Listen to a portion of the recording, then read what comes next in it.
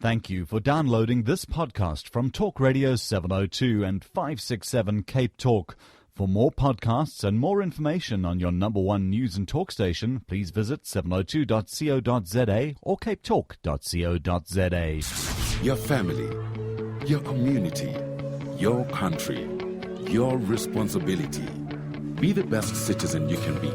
Click on the Leader Say banner on this website to find out about your rights and responsibility. Talk Radio 702 and 567 Cape Talk, The Naked Scientist. 28 minutes to 10 o'clock, and all your questions for The Naked Scientist you can send via SMS, Twitter or email, reedy@702.co.za. But it's always best for you to call us now on 021 446 0567 011 883 0702. Chris, good morning. Morning, Reedy. Lovely to chat to you. The line is very clear. Now, I'm surprised that you're not in London today. I thought that was the place to be. No, well, I don't know. It depends on what your perspective is. But I have to have a holiday sometime. Yes. So I have popped down to the bottom of Spain on the Mediterranean coast to have a little bit of a holiday. I actually came for a wedding. A friend of mine is getting married. So we went to the wedding, and then I'm having just a day or so enjoying some sunshine, because that's the one thing that we've been a little bit short of in the south of England, or in fact the whole of England, for quite a while now. Lots of rain, not lots of sunshine. So I'm making up for the paucity of sunshine with a little bit of Spanish sunshine instead. You enjoy it. You deserve it. I'm trying. All right, we're taking your calls on 021 446 0567 011 883 0702. Now, Chris, I have an SMS here from Mandy. Mandy wants to know, what is the point of fizzy medicine and vitamins? I imagine she's talking about the effervescents, such as Calcivita or Corenza C or even Disprin. Why are they fizzy? What's the point? Okay, some things are fizzy intentionally, others just fizz because of what's in the medicine. Mm-hmm. But the fizziness, I think, and correct me if I'm wrong, anybody who's listening, but I'm pretty sure that the fizziness is there purely to lure you into buying it. Shallow marketing. There's no benefit whatsoever in that fizziness. Wow. For the most part. In some instances, you could argue that the fizziness creates currents of moving liquid. So if you put your teeth or your dentures or something into a glass and you put one of those sterilizer tablets in, they fizz, and the bubbles rising and falling in the glass will create currents that will help to carry the cleaning fluid past all the surfaces of the dentures. But you're not going to eat the cleaning fluid, so I can't really say that's a medicine. But in the case of medicines, the stuff is going to get mixed up thoroughly inside you anyway, so I think it's just a shallow marketing trick to make you buy it. The way they do it is that they mix an acid, usually something like citric acid or tartaric acid, which is completely safe and of no health consequence at all, but is acidic only when wet.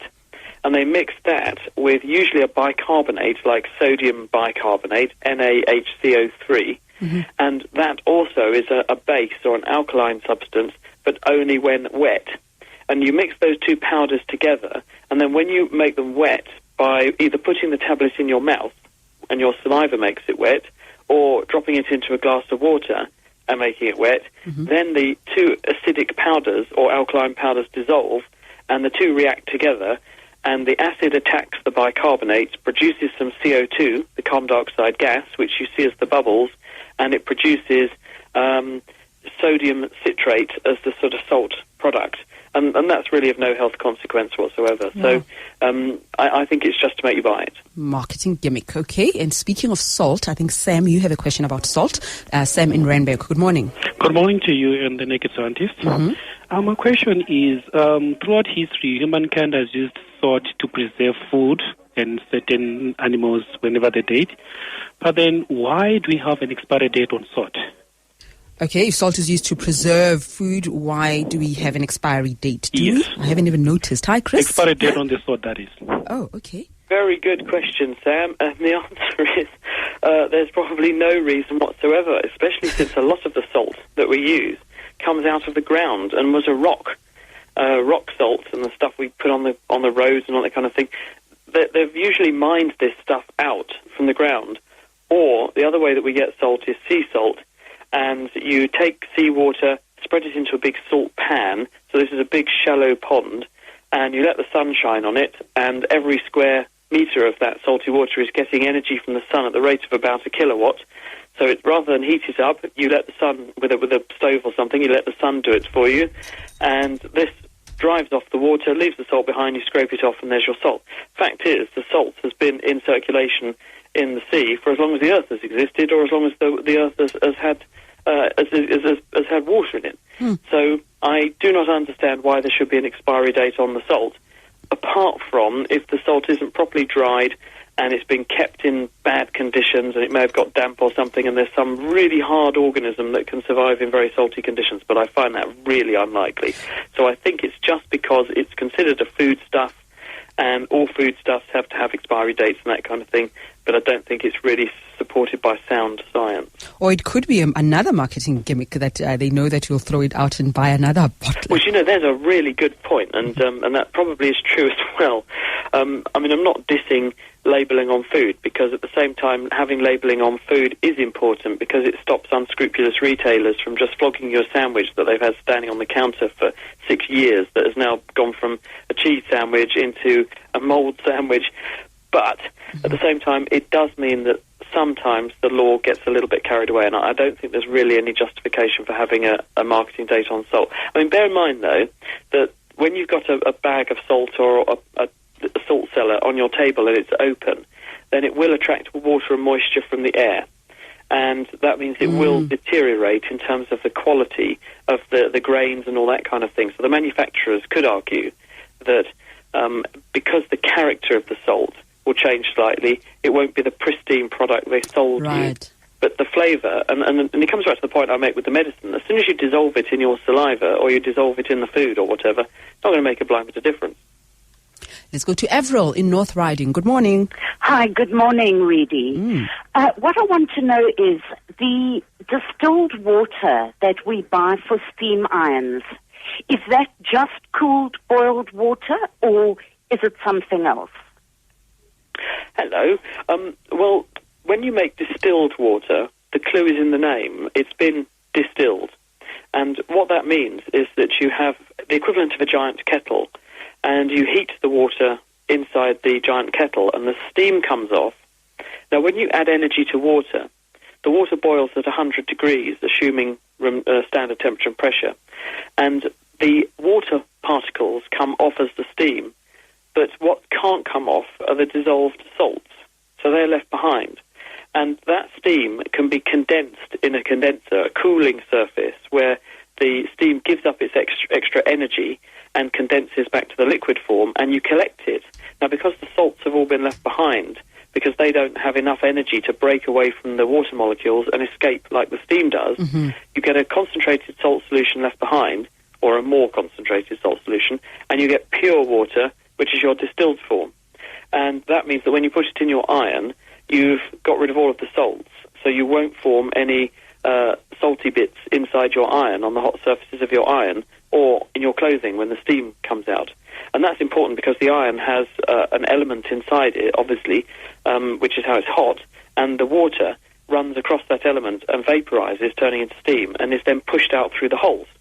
And if you made lots of chalky deposits inside the iron, it would put chalky deposits onto your clothes, but also it would block up those passageways, and you wouldn't have the steam function working properly. When you just boil a kettle in your kitchen and heat the water up and then let it cool down, then that's not too brilliant, but not too bad either. It's going to leave behind what we call the permanent hardness. This will be things like dissolved magnesium and that sort of thing, magnesium sulfate and those sorts of salts. But it will remove the temporary hardness in the form of things like calcium bicarbonate. And calcium bicarbonate is what makes scale. So when you heat up calcium bicarbonate, it breaks down and it forms calcium carbonate, solid chalk, and some CO2 gets boiled off.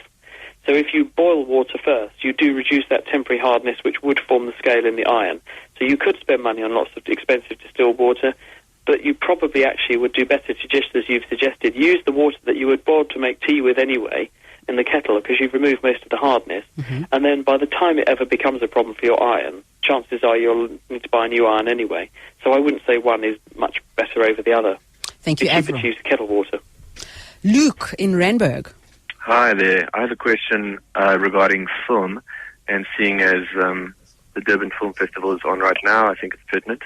I've heard the statement that when we go to watch a movie in the theatre, we only ever see half the film. I think that's because in order for our eyes to perceive the image, you need to have a frame of the film followed by a frame of darkness. And then another frame of film. This procedure is something to do with the Maltese cross. Perhaps Chris can talk more about that. Film projection. Hello, Luke. Okay. This is not something I've ever thought about and certainly haven't been asked about before. So I don't know whether or not film producers are producing or adding dead frames in to separate the movement. I think that the point to bear in mind here is that the way our visual system works is that once you get beyond a certain frame rate, then you can't actually perceive the update or the changing or the flickering. And my concern is if you had dead film between the active frames, then what would actually happen is that if you didn't run it fast enough, you'd end up being very conscious of the fact that things are updating. Whereas if you have just a series of frames and then you change them one to the next so quickly, your brain can't keep up. You perceive this as a smooth executed movie. So I don't know if people are putting these invisible frames in. I think that's unlikely, especially because in the old days, film was so expensive that they probably wouldn't have wasted the film on having an empty frame. But let me check into it for you just in case. And if anyone knows this, please feel free to tweet at Naked Scientist, and I will keep an eye on that and give you an update. Lovely. Thank you very much. Luke will look out for some answers. Let's take a break. We'll take more of your calls. Denver, Lynn, and Abdul Tasneem. We'll chat to you in a moment. 13 minutes to 10 o'clock. The Naked Scientist is on the line with us, and we're taking your calls. Let's go to Lynn in Port Elizabeth. Hi there, Lynn. Hi there. Can Chris tell me the little particles of dust that might get into your eye? The way we knew is to pull the top lid over the bottom lid, and then it disappears. Where does that particle of dust go to? Can you just explain that again, Lynn, because I didn't quite catch it. If you pick up, say, particles of dust in your eye that irritate, so you take the top lid and pull it over the bottom lid, and it seems to disappear. Oh, yeah, I've had that. And where does that particle of dust go to? I don't know. That's a really good question. Sometimes it doesn't seem to be there anymore, does it? I think that when this happens, sometimes what you're effectively doing is scraping off the underside of the upper eyelid against the lower eyelid. So probably whatever the irritant was ends up deposited in your eyelash or line of eyelashes on the lower lid or against the margin of the lower lid.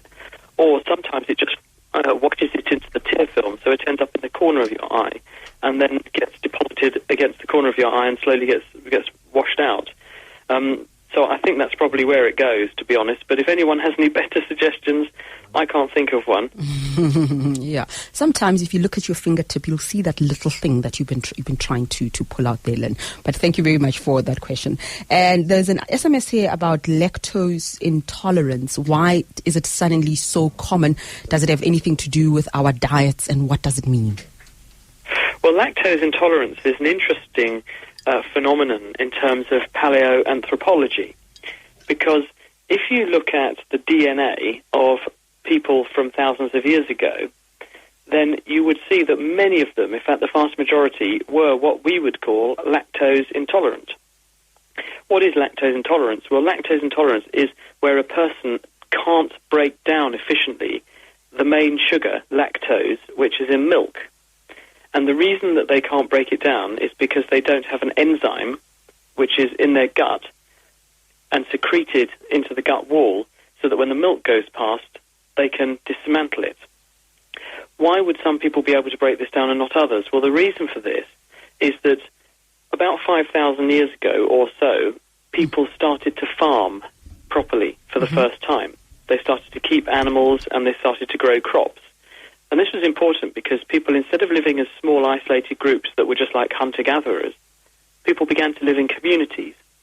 And if you have farmers, then you can have somebody growing large amounts of food, which means that you can feed your community while the community then do other things, like build things or investigate things or do science or go and work out how to build other things and explore new areas because they have a supply of food. And that's why farming was so important. And what that meant is that civilizations that adopted farming experienced quite significant selective pressure by evolution, or to produce evolution, in favor of being able to break down milk, because keeping cows and having milk was a very important foodstuff. Mm-hmm. So what you see historically is the early civilizations were lactose intolerant, but then when farming takes off, especially across Europe, you start to see a selection in favor of individuals who can break down lactose. And so you then see an enrichment of the gene for the enzyme that breaks down lactose in those populations. And if you then look at other populations around the world, you see they don't have that gene. So people from Africa very often don't have that gene, because that farming happened after the main exodus out of Africa, where modern humans evolved and got established in Europe. Why it's becoming more popular could be either that people who are becoming more exposed to milk are therefore eating more milk products more often and therefore seeing the symptoms, or that there's more information about it, so people are now putting 1 and 2 together and say, aha, look, we're seeing, when I eat this, I get this symptom. And this may be why. So it may be a combination of better information and education, and it may also be a consequence of the fact that more people are eating more milk products that they may not have done in the past more often. Very interesting question, that. Let's go to Tasneem, Denver. I'm coming to you next. Hi, Tasneem. Hi, good morning. I love your show. Thank you. Question for Chris. I am pregnant, 11 weeks, and I suffer from 24 hours nausea. It's just, I've tried different things, nothing works. I've done research and they say they don't know what is the cause of it. What can I do? And number 2, I can't eat food. So how does my baby get nutrition when I can't even drink water? It's really bad. I'm so sorry to hear that. Congratulations on being pregnant, of course. But I'm so sorry to hear that. And what I will say is that there will be many, many ladies listening to this who are either there at the moment or who've been there and are saying, yep, I'm suffering too, or I have suffered. It's very common. It's very common in the 10 to 20 week phase of pregnancy, and then in the majority of people gets a lot better after 20 weeks. You will be relieved to hear. So on the one hand, you're condemned to feeling like this for longer. On the other hand, it usually gets better, so there's light at the end of the tunnel. In some people it doesn't, and they have what's called hyperemesis in pregnancy, and if they're literally throwing up all the time or just can't keep anything down and can't eat and drink properly, then obviously that's a potential risk to their health, and they may need some help, because doctors can give them things to get the fluids in and make sure that the mother isn't suffering too much. It can also give you things to stop you feeling so sick. We don't know exactly why this happens, but it's almost certain that when the baby begins to develop and the placenta is growing into the uterus, into the lining of the uterus, the mother's womb, so that it can get its blood supply and its nourishment, the baby secretes various factors, including a hormone, which keeps the what's called corpus luteum in the ovary going for much longer. So it produces progesterone, the female hormone, and that makes the blood supply to the baby get maintained while the baby's placenta is developing and before the placenta takes over that function. Doctors think that this beta-HCG made by the early pregnancy is responsible for triggering at least some of the symptoms of morning sickness.